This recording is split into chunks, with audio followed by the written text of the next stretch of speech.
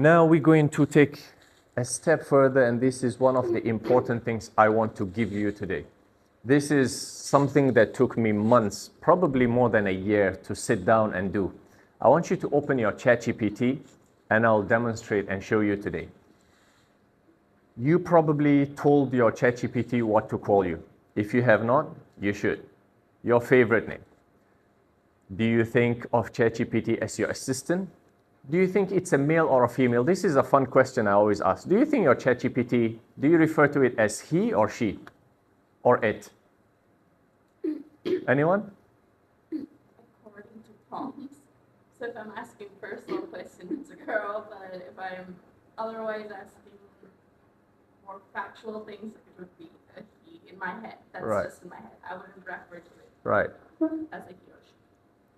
Among my friends, I refer to ChatGPT most of the times as a she. When it's factual, professional stuff, it's an it. It's a device. But it's almost never a man in my head. I don't know, that's me. How about you guys? No? Never thought of it? How does your ChatGPT greet you? Is it your first name? Is it your nickname? Yeah? So these things we can do in the settings of ChatGPT. We can custom the instructions. What should ChatGPT know about me, and how should it respond? Should it respond formally? Should it respond in a conversational way? And the memory. You can set the memory for ChatGPT. It will remember what you are doing, where you came from, your background, and where you are headed. So it keeps that in mind. And then managing the memory and how to delete old memories. And if you didn't know, number 5, you can ask ChatGPT to give you a reminder. And it will send you an email to remind you of certain tasks. So let me show you how you can get into your ChatGPT and do some cool tweaking.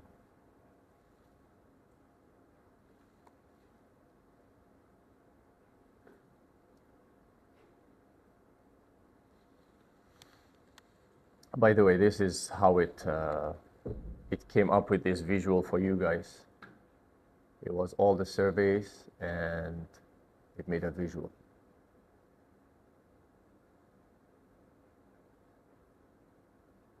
So go into ChatGPT settings here.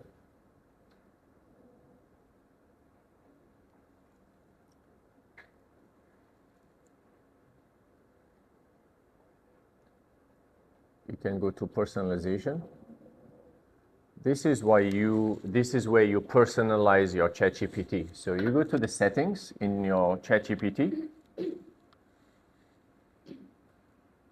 When you go to the settings, you have obviously your email, phone number, age verification, your subscription, and then you have your personalization. How can you make it personalized for your case? Can you find it? So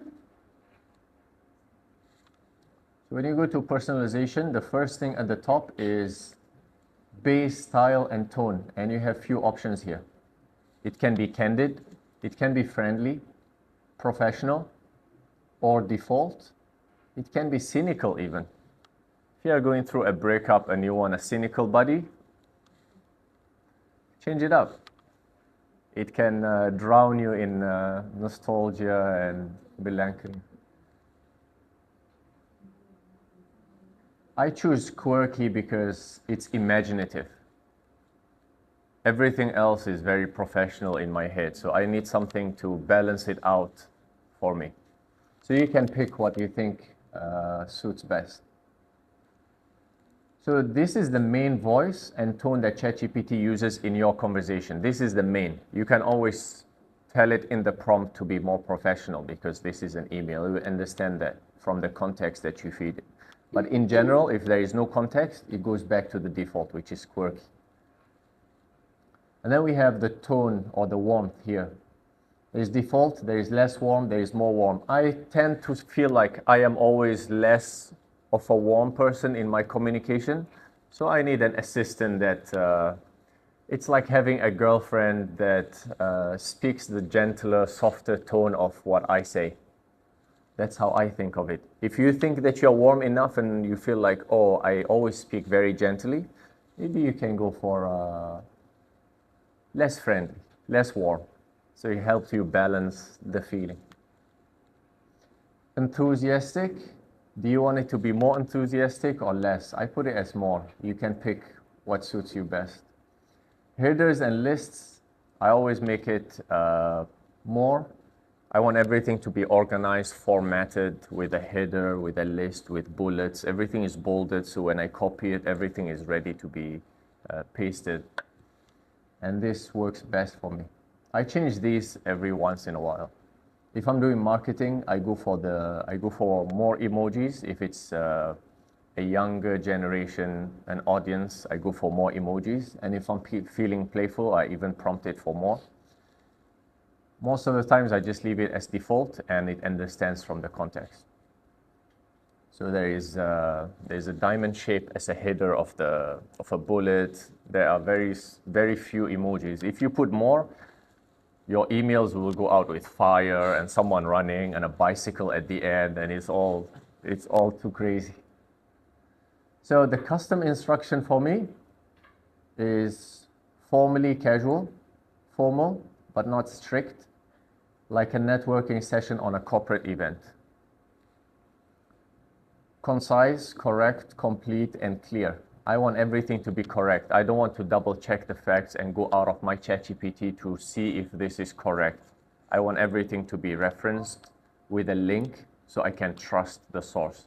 Like someone speaking to you and you know that this assistant came from a background of marketing, for example, you trust this person because of that background. For me, I trust my ChatGPT because I ask it to reference everything it says. So if it's an index for a final year project, I want it to be indexed with a reference, so I can click on that reference, I take it and put it in the footer of my report. And everything is well reported and documented. I like to be addressed as pilot because that's where I'm heading, and ChatGPT as my assistant can share opinions on topics whilst clearly indicating their source and possible arguments points against these options. I want the option and I want an argument point because I want to double check if both sides are correct. Sometimes it makes sense and I don't want to go all in for this. I want a counterpoint and how I can answer this counterpoint. So this custom instruction, I talked to my ChatGPT and I asked it for questions and how I can set this up. ChatGPT helped me set ChatGPT. And you can do that. You can open a new chat and ask it for how can I set my instructions to personalize my ChatGPT. And it will help you do that. Then you paste that thing here and it becomes the custom instruction for everything that goes out of your ChatGPT. Of course, you can put a nickname. If you haven't done this, this is cool because it will refer to you as whatever you are working towards. If you are working towards a fashion industry, you put a stylist or a lecturer or a doctor or a director or a great CMO. More about me, I'm from Algeria, based in Malaysia. I'm a producer, I produce marketing content. This you can customize to your own journey. If you are in marketing, you do so. If you are in both a bit of marketing, a bit of directorship roles, you do that. If you work with the youths, you put something related to that. So this is from the context of my background. Managing memories is important because you finish your diploma, for example. You move jobs. It keeps referencing the old stuff and you don't want it to do that. So you can tell it you can remove them one by one. I use Lighthouse as production as my branding for my side gigs. I had a meeting, it remembers everything that I tell it to remember. And one of the ways I save the memories is going to the chat itself and telling my ChatGPT to remember that so and so and so, and it will remember that. That's how it enters the memory. It doesn't go in just by itself. You can tell your ChatGPT, remember this, and it will remember it. Reference saved memories and reference chat history is always on.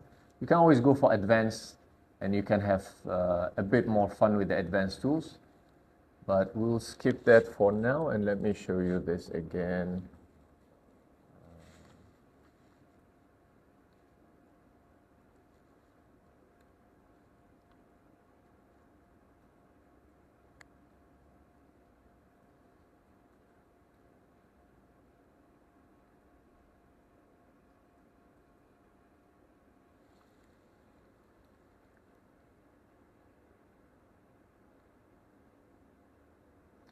I prepared this for you guys yesterday. So I told my ChatGPT to remember that I am now the head of strategic partnership, because for the last 3 years I was marketing manager at the same company. So I put a new memory into my ChatGPT. Remember that I'm no longer working as a CEO of Click AI or managing director at Anaba Resources, my previous event company. So it doesn't refer to this anymore.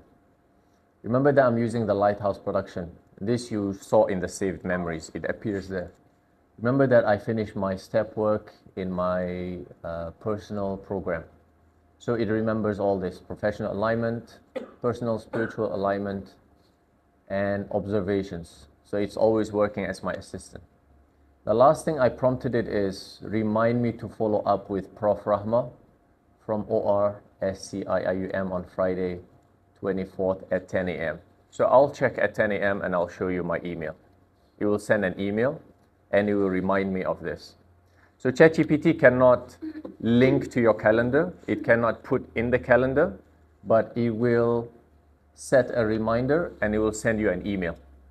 Later on, when we see Claude, you can connect it to your Google Calendar, and anything you put in Claude, it will automatically go into your calendars. Of course, after you set a calendar, you can connect. For the occupation, can we put more than one? Something like business order, marketing? Okay. As long as you give it clear instructions and clear timing, it will set it as a reminder and it will send you the email. I mean, personalization. Oh, yeah, of course. That's exactly what it should be. Yeah. You put, I do marketing for this company. I am also a mother. I am also working. I travel a lot, so it helps you save on maybe costs, travels. You give it everything that you are doing within this year, and it will remember it, because that's part of your journey. It's like having a personal assistant. What you want for your personal assistant to know is exactly what you want your ChatGPT to know, especially if you are paying your assistant. I pay my ChatGPT, so it works as my assistant. So that's about reminders. Any questions about this part? Nicknames, occupation.